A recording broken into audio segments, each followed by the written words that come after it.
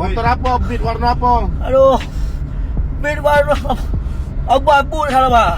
Siapa korbannya? Betina, lanang, budak kecil tua? Betina salah. Betina. Ya.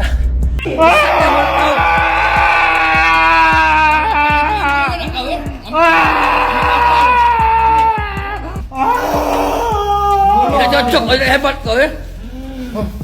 Jangan dokter kau. Tampang dua begal sadis bacok emak-emak di Palembang, tak lagi garang saat ditangkap. Beredar detik-detik polisi menangkap pelaku dua begal sadis yang sudah membacok emak-emak di Jalan R Denjik Asaari Kelurahan Talang Kelapa Kecamatan Alang-Alang Lebar Palembang. Ternyata tak hanya di Talang Kelapa, pelaku juga diduga beraksi di sejumlah lokasi lain termasuk di kawasan Sekip Palembang yang aksinya juga viral. Penangkapan dua pelaku begal bernama Iqbal dan Okta diringkus anggota Satreskrim Unit Pidana Umum yang diketuai pimpinan Kasubnit Opsnal Pidum Ibda Popay, Kamis, 9 Oktober 2025, pagi. Melansir unggahan TikTok Buser Polrestabes Palembang pada Kamis, 9 Oktober 2025, nampak petugas berhasil menangkap kedua pelaku. Tampang kedua pelaku pun tak lagi garang seperti saat melakukan aksi pembegalan sadis disertai pembacokan ke seorang emak-emak pemotor.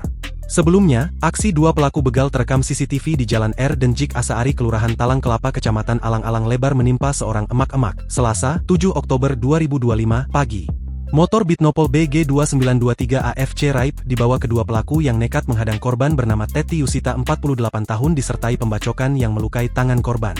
Korban yang takut lantas meninggalkan motornya yang baru dikreditnya 4 bulan, sementara pelaku kabur usai berhasil merampas kendaraan.